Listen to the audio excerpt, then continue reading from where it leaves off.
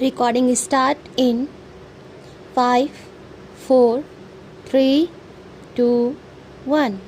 Start. Coming to the internal affairs of the country, Madam Deputy Chairman, the policies of the Government of India for the last 60 years have been so manipulated that the rich people are becoming richer and the poorer sections of the people are becoming still poorer. The committee that has been appointed to investigate into the question of the distribution of income has not yet given its verdict, but it is common knowledge that the people who are in the higher ups have become more rich and the people in the lower rung have become poorer. The prices of essential commodities that the peasants and the workers use have gone up so high that they are not within the reach of the mass of the people of the country.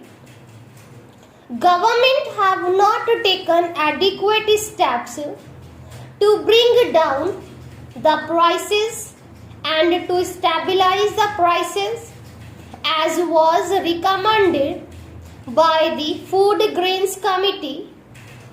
We are now in the 11th plan. While the plans are progressing, the number of the unemployed in the country is increasing. This is a very anomalous position.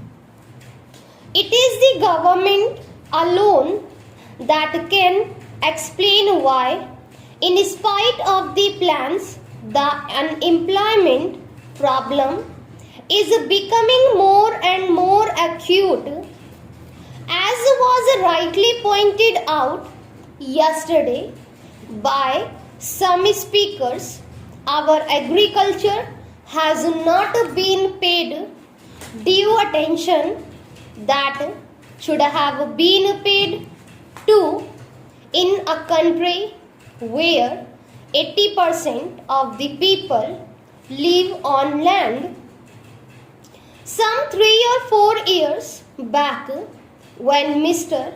Ajit Prasad Jain was the Food and Agriculture Minister, he was made to resign under shady circumstances as one who had proved not capable of solving the food problem in the country. A suggestion was thrown that the portfolio of agriculture should be handled by an important and senior member of the cabinet, and particularly in the states by the chief ministers of the states, but nothing of the sort has happened. Whatever increase in food grains output we have obtained is not because of any increase in the yield per acre, but because of extensive cultivation. More land has been brought under cultivation and some irrigation facilities have now been provided, but the increase that we have seen is not in keeping with the demand that is necessary for us to feed 400 millions in India. So, whatever industrial development we want, the basis factor is that our agricultural economy should be improved. For that, all efforts should be made. More fertilizers should be used and new methods of cultivation should be employed for growing more food crops and for growing other cash crops. In a review that was published by the Planning Commission itself, they have pointed out that there is acute shortage of power in more than 50% of the states in India. We have accepted a plan economy. We have completed 10 plans and we are now in the 11th plan.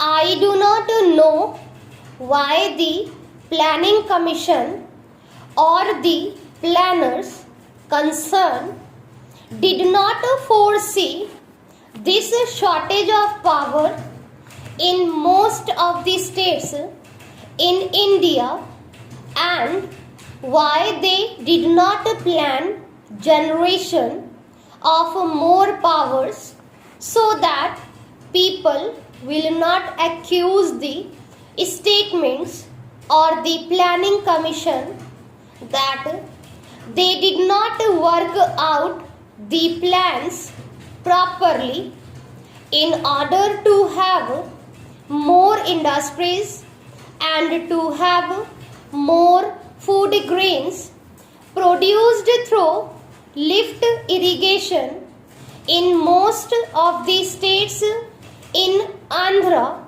in West Bengal, in Bihar, in Karnataka. There is a power shortage. Whatever power is available now is being rationed.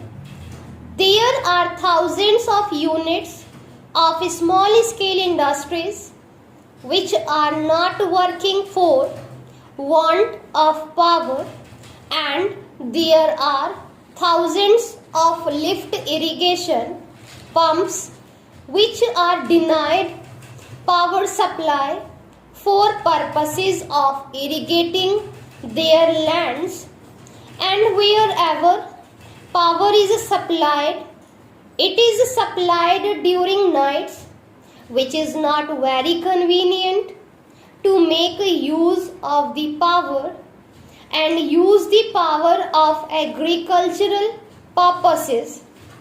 The finance minister, in the statement that he made in the Lok Sabha and which was placed before us, has stated that it was assessed that for the successful implementation of the plan, even after taking every possible measure for the development of our exports, which clearly must be given the highest priority, we would need external assistance of the order of rupees 2,600 crores, and we have, however, been less successful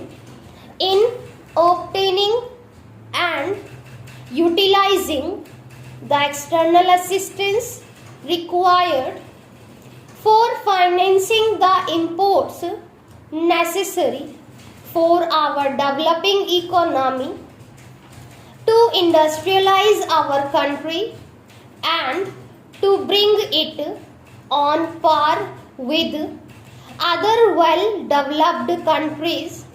We do need assistance, financial, technical and other assistance. The finance minister was so hopeful that he was getting rupees 2,600 crores of foreign aid from Aid India Club and other countries, but now he is not hopeful of getting that amount which is necessary to fulfill the targets in the third 5-year plan.